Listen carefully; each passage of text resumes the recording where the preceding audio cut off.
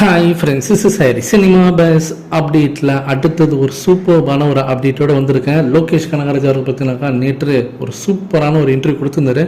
அதில் ரஜினி சாரை பற்றி நிறைய பேசியிருந்தார். முதல்ல கூலி படம் நான் ரஜினி சாருக்கு சொன்ன கதையே கிடையாது. ஃபஸ்ட்டு அவருக்கு சொன்ன கதையை பற்றினாக்கா வேற ஒரு கதை. கமலஹாசன் அவர்களும் ரஜினி சார் ஒன்றா நடிக்கிற மாரி ஒரு கதை, ஒரு கேங்ஸ்டர் கதை மாரி நான் சொல்லியிருந்தேன். ஆனால் அதெல்லாம் வந்து டேக் ஆஃப் ஆகாமல் போயிடுச்சு. அதில் வந்து திடீர்னு வந்து வேற ஒரு கதை யோசிச்சு சொன்னதான் கூலி அப்படின்ற மாதிரி சொன்னார். ரஜினி சார் கூட அவரோட எக்ஸ்பீரியன்ஸை பற்றி அவர் வந்து ஷேர் பண்ணியிருக்காரு அந்த வீடியோவில். அதில் அழகாக சொல்லிருக்காரு, ரஜினி சார் மாதிரி நீ ஒருத்தர் பார்க்குறது வந்து பார்த்தீங்கன்னா ரொம்ப அபூர்வமாக இருக்கும். எவ்வளோ எனர்ஜெட்டிக்காக இருக்காருன்றது அவர் பார்த்தா தெரியும்.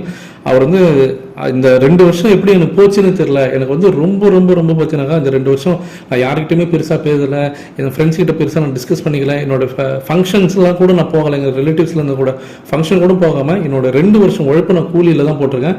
ஆனால் இந்த 2 வருஷம் பார்த்தீங்கன்னாக்கா எனக்கு வந்து அப்படியே ஒரு ஜாலியாக போச்சு. எனக்கு ஒரு ஜாலியான ட்ரிப்பு மாதிரி தான் இருந்தது இது அப்படின்றத அவர் அழகாக சொல்லியிருக்காரு. அதுதான் ரொம்ப ரொம்ப முக்கியம்.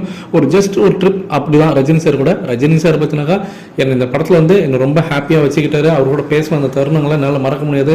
என்னை வந்து அழ வச்சிருக்காரு. அழகிறது மீன்ஸ் நல்ல விதமாக என்னை அழ வச்சிருக்காரு. என்னை வந்து வாழ்க்கையை பற்றி என்னை வந்து யோசிக்க வச்சாரு.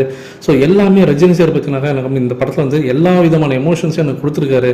ஃபுல் சப்போர்ட்டிவாகவே இருந்திருக்காரு அப்படின்றத அவர் சொல்லியிருக்காரு. அதே போல் சின்ன வயசுலேருந்து பார்த்தீங்கன்னாக்கா நம்ம எல்லாரோட படத்தையும் பார்த்து நம்ம வளர்ந்துருக்கோம். நான் வந்து கமலஹாசனோட ஃபேன் நான் சொல்லியிருக்கேன். ஆனால் அதுக்கு முன்னாடி அந்த பீரியடுக்கு முன்னாடியும் நான் வந்து ரஜினி சாரோட ஃபேனாக தான் இருந்திருக்கேன். தளபதியாக இருக்கட்டும், முத்து படத்தில் தான் முத நான் ஒரு தேட்டரில் உட்காந்து ஒரு படத்தை பார்த்து ஒரு கேரக்டரை பார்த்து அழுதேன்னா அது முத்து படம் தான். அதில் ரஜினி சார் வீட்டை விட்டு துரத்துவாங்க இல்லையா, ஸோ அந்த சீனை பார்த்து தான் முத நான் அழுதேன். அதுதான் இந்த எமோஷனல் பாண்டிங். ரஜினி சார் எப்போதுமே ஒரு எளிமையான ஒரு கேரக்டர் ஒன்று பண்ணாருனாலே அது எல்லாருக்குமே கனெக்டிவிட்டி வந்து பார்த்தீங்கன்னா உடனே போயிட்டு அந்த பாமர மக்கள் வரைக்கும் பார்த்தீங்கன்னா அது பாயும். எக்ஸாம்பிள் பாஷாவில் வந்து ஒரு ஆட்டோ டிரைவர் ஒரு சாதாரண ஒரு கேரக்டர் தான். முத்துல ஒரு வீட்டு வேலைக்காரன் ஒரு கேரக்டர் தான். ஆனால் அது வந்து அடிமட்ட மக்கள் வரைக்கும் பார்த்தீங்கன்னாக்கா எல்லாருக்கும் போய் கனெக்ட் ஆச்சுன்னா அவர் பண்ணக்கூடிய அந்த எளிமையான கேரக்டர்ஸ் தான். அதனால தான் இந்த படத்தில் கூலி பார்த்தீங்கன்னாக்கா பேரை கேட்டோன்னே எல்லாருக்குமே வந்து ஒரு அட்டாச்மெண்ட் வந்துருச்சு. கூலி ஒரு நார்மலான ஒரு சாதாரண ஒரு தொழிலாளி அப்படின்ற மாதிரி ஒரு சாதாரண ஒரு பீப்புள் கூட கனெக்ட் ஆகிற மாதிரி தான் இந்த படத்துக்கு நாங்கள் டைட்டில் வச்சிருக்கோம் அப்படின்றத அவர் பேசியிருக்காரு.